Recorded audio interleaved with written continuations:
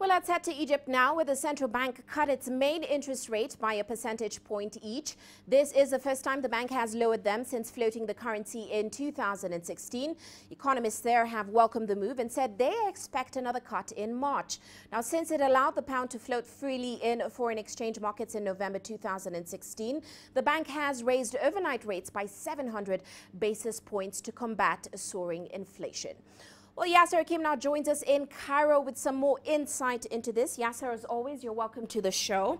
Now, this cut in rates was certainly expected by most analysts, given that we've seen inflation fall in from January.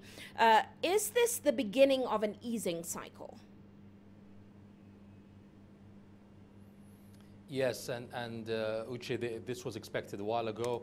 If you can see the numbers, the inflation has dropped from 33%, that was the peak, till 17% now, and the target is to reach 17 now, and target is to reach 13 in the fourth quarter of 2018. This inflation rates and the interest rates have done its job in killing the black market, if you talk about the devaluation of the Egyptian pound at the same time, and also increasing savings by Egyptians. When you have certificates for savings at 20% interest rate, that's a good savings for Egyptians to increase their income at a time when inflation is high and the Egyptian pound is low.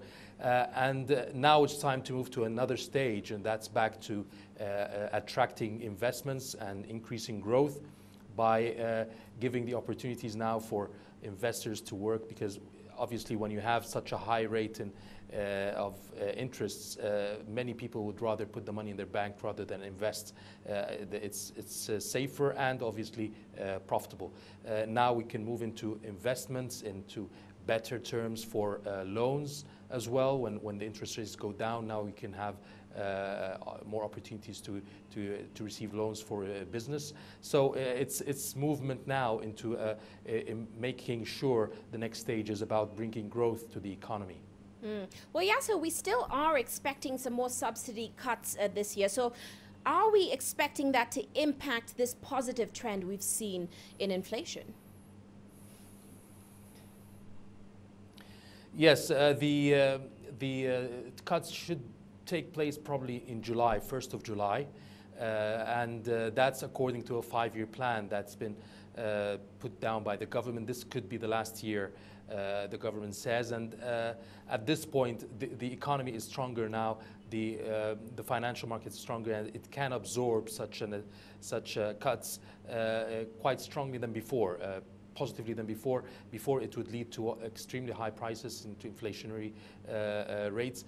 Now there could be a little bit of price hikes, but not to the extent that would affect the economy or would affect obviously the consumers at a higher point like before, like the last 3 years. So it's been controlled financially, and the central bank as well has controlled the financial situation, so that when this happens, it can make up for it with the more food subsidies rather than cuts in energy subsidies.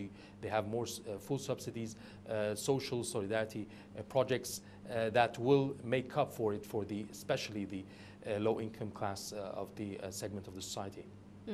Now, there is still concern, Yasser, about some of the global factors that could affect Egypt's economy, such as the fact that we may see U.S. interest rates rising. What are the biggest concerns for the central bank this year? This year, obviously, central bank needs to pay up around $15 billion of services on loans on international debt, and that's a big number if you consider that the reserves, the total reserves, are around 37 or 38 billion dollars. So 15 billion of those have to be put aside for repaying the debt.